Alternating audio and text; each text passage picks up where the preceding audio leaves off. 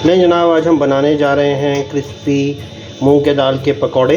और ये traditional dish है और ज़्यादातर कहते हैं कि राजस्थानी है। और हमने कुछ स्टफ़ जो है ना, हरी मिर्च भी बनाई है। तो कहते हैं कि राजस्थानी है, लेकिन पंजाब में भी खाए जाते हैं और बहुत टेस्टी बनते हैं, बहुत खस्ता बनते हैं। आइए शुरू करते हैं आज की रेसिपी को।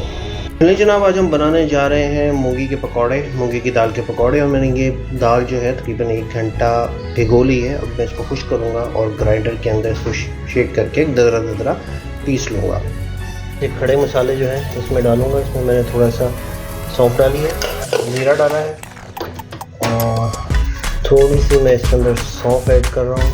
बस ऑलरेडी कुटी हुई थी, मैंने इसी को यूज़ कर ली है। इसको हल्का सा सौता कर लूँगा। और ये इसमें मैंने थोड़ी सी सौंफ भी डाल दी है।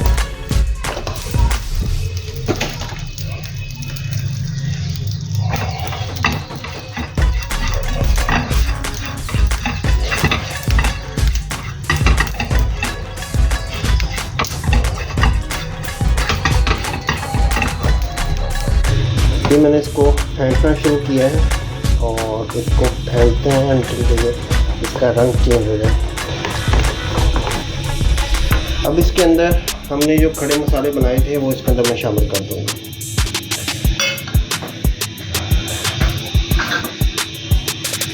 ये बारीक कुटी हुई प्याज है, जितना बारीक कर सकते हैं आप उसके अंदर ऐड कर दें।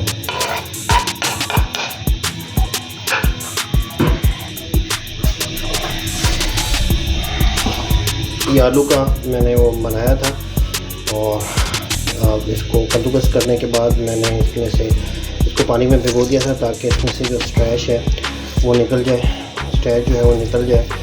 और इससे मुझे मज़ीद दबाना पड़ रहा है ताकि इसमें से जो पानी है वो निकल जाए। वो भी हम इसके अंदर ऐड करेंगे, मिक्स कर लेंगे। अपने टेस्ट के मुताबिक सुरख मिर्च ऐड करेंगे, कम नमक ऐड करेंगे।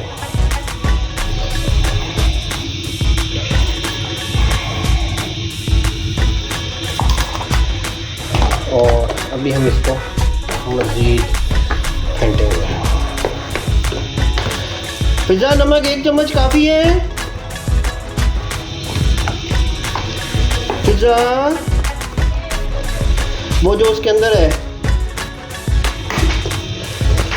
इसके अंदर जो नमक है वो इसके अंदर जो चम्मच है वो देखो बन गया। अब जरा चूल्हा वो ऑयल निकाल के रख दिया ना चूल्हे पे, जरा बॉल बन जाएंगे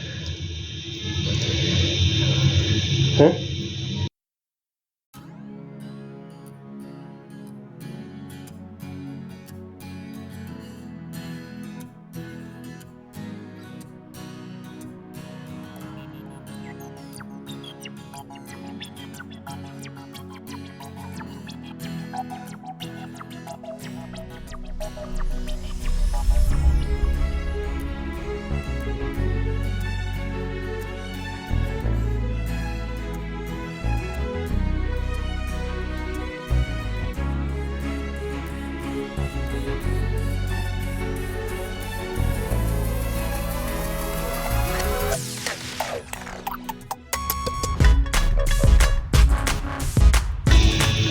नहीं जनाब, हमारा अगला पूर, इसके बाद हमारा फाइनल पूर आ जाएगा।